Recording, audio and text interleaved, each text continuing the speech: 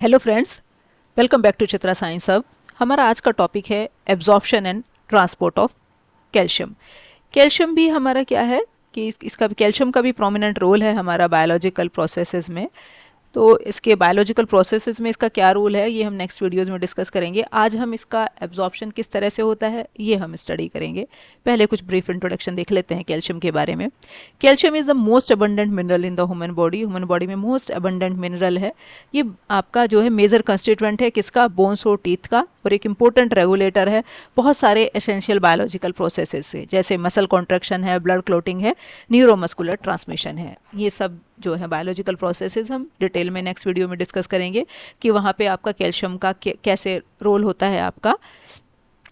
It regulates the activity of many enzymes and act as a second messenger in cell signalling pathway. ये आपका जो है बहुत सारे एंजाइम्स की एक्टिविटी को आपका रेगुलेट करता है आपका जो कैल्शियम है। और कैल्शियम जो टोटल कैल्शियम बॉडी में आपका कितना होता है, 25 से 35 मिलीमोल्स के आसपास आपका कैल्शियम होता है। और 90% जो होता है आपका बोन्स में प्रेजेंट होता है कार्बोनेट्स और सल्फेट्स के फॉर्म में। कैल्शियम कार्बोनेट और कैल्शियम सल्फेट के फॉर्म में होता है आपका। 90% जो है बोन्स में पाया जाता है। The normal level of total plasma calcium is in the range of 2.2 to 2.6 millimoles per litre. जो आपका प्लाज्मा में कैल्शियम जो होता है वो आपका इस रेंज में होता है। लेकिन 90% जो आपका कैल्शियम होता है वो बोन्स में ही पाया जाता है, कैल्शियम सल्फेट और कैल्शियम कार्बोनेट के फॉर्म में। कैल्शियम प्लाज्मा में 3 फॉर्म में एग्जिस्ट करता है। तो प्रोटीन के साथ बाउंड रहता है, यहाँ 35 से 50% प्लाज्मा कैल्शियम होता है आपका। 5 से 10% जो होता है वो कॉम्प्लेक्स के फॉर्म में होता है, किसके साथ, ऑर्गेनिक एसिड और फॉस्फेट के साथ। और 50 से 60% जो होता है वो आयनाइज्ड फॉर्म में होता है। तो प्लाज्मा के अंदर कैल्शियम इन 3 फॉर्म्स में होता है आपका। अब इसका एब्जॉर्प्शन और ट्रांसपोर्ट कैसे होता है कैल्शियम का ये देख लेते हैं। कैल्शियम जो हम डाइट में लेते हैं वो एकदम से रेडिली एब्जॉर्ब नहीं होता गट से। केवल 40% डाइटरी कैल्शियम एब्जॉर्ब होता है हमारा इंटेस्टिनल ल्यूमेन से। और कैल्शियम का जो एब्जॉर्प्शन होता है वो 2 मैकेनिज्म से होता है, एक एक्टिव एब्जॉर्प्शन और एक पैसिव एब्जॉर्प्शन। एक्टिव एब्जॉर्प्शन जो होता है कैल्शियम का वो प्राइमरली कहाँ पे होता है, ड्यूडिनम पोर्शन में होता है इंटेस्टाइन के। और ये तब होता है जब कैल्शियम का इंटेक लो हो, कैल्शियम का इंटेक कम हो। ये प्रोसेस जो है किस तरह से चलता है, import of calcium into the enterocyte through calcium channels and pumps. Calcium channels और पंप के थ्रू क्या है, ये आपका इंपोर्ट होता है कैल्शियम आपका एंटेरोसाइट्स के अंदर जो है आपका, ये इंटेस्टिनल सेल्स के अंदर आ जाता है। ड्यूडिनम के थ्रू ये आपका होता है, तो कैल्शियम चैनल्स खुलते हैं, वहाँ से कैल्शियम आपका अंदर आ जाता है। Transport across the cell with the help of calcium binding protein calbindin. ये इंटरस्टिशियल सेल्स के अंदर, सेल के अंदर क्या है, ये कार्बिडिन के साथ मिलके आपका जो है इसके जो है इंटेस्टिनल सेल्स के थ्रू ट्रांसपोर्ट होता है आपका। और एक्सपोर्ट कैसे होता है, export into the extra cellular fluid and blood through a calcium ATPase. जो कैल्शियम पंप जिसे हमने कहा, इसके थ्रू ये है एक्स्ट्रा सेलुलर फ्लूइड में आपका क्या है, आपका एक्स्ट्रा सेलुलर एक्सपोर्ट होता है। तो यहाँ से आपका कैल्शियम चैनल के थ्रू इंपोर्ट हुआ। यहाँ पे जो है आपका सेल के अंदर क्या है, ये कार्बिडिन के साथ मिलके ट्रांसपोर्ट होता है। कार्बिडिन जो है कैल्शियम बाइंडिंग प्रोटीन है। और एक्सपोर्ट आपका एक्स्ट्रा सेलुलर फ्लूइड में कैसे होगा, कैल्शियम एटीपेज के through.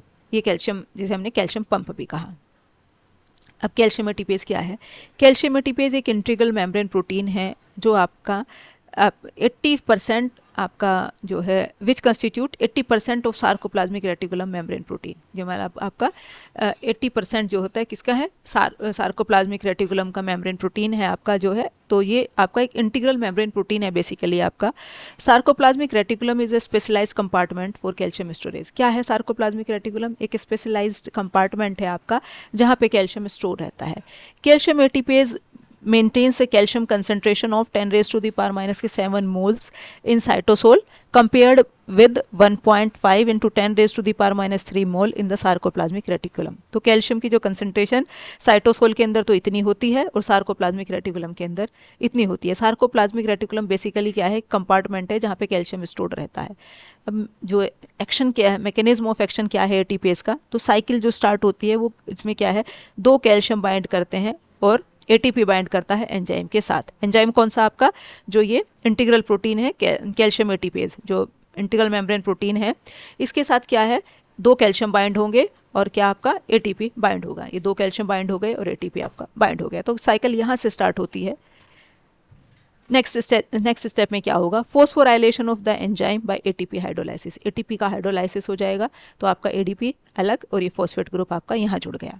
Inversion of the calcium binding site, अब चूंकि ये एनर्जी ड्रिवन प्रोसेस है तो मतलब आपका ये इन्वर्ट तभी होगा, तभी इसके साथ आपका बाइंड अप होगा। तो क्या है, ये फिर इन्वर्ट हो जाएगा। इन्वर्ट होने से क्या है, कैल्शियम आयन जो है आपके बाहर निकल जाएंगे, जो दो अंदर आए थे, मतलब ये ट्रांसपोर्ट हो रहा है इसके थ्रू, मतलब दूसरी तरफ ये आपके क्या है, कैल्शियम का आपके बाहर निकल जाएंगे। Inversion of calcium binding site, release of calcium ion followed by release of phosphate group. अब जैसे ये कैल्शियम के आयन बाहर निकल जाएंगे तो आपका फॉस्फेट का ग्रुप भी रिलीज हो जाएगा। तो ये आपका जो है फिर से आपका फॉस्फेट का ग्रुप आपका निकल गया और फिर से आपका जो मेम्ब्रेन प्रोटीन है वो आपका फिर से पहले वाली स्टेट में पहुंच गया आपका। अब जो पैसिव एब्जॉर्प्शन है ये कहाँ पे होता है, आपका जेजेनम और इलियम पार्ट में होता है इंटेस्टाइन के, जहाँ पे कैल्शियम का इंटेक आपका, जहाँ आपका कैल्शियम का इंटेक बहुत ज़्यादा हाई है। लो है तो एक्टिव ट्रांसपोर्ट के थ्रू होगा, हाई इंटेक है तो आपका क्या है, पैसिव एब्जॉर्प्शन के थ्रू होगा। In this case the calcium diffuses into the blood through junctions into the basolateral spaces around enterocyte. यहाँ पे जो है आपका कैल्शियम का जो है डिफ्यूजन होता है किन जंक्शंस के थ्रू, जंक्शन जो कहाँ पे हैं आपके बेसोलेटरल स्पेसीज में, आपके एंडेरोसाइट के चारों तरफ आपके एंड उसके अराउंड है, तो वहाँ से आपका क्या है, कैल्शियम का डिफ्यूजन होता है। This pathway is responsible for bulk of calcium absorption when calcium availability is high.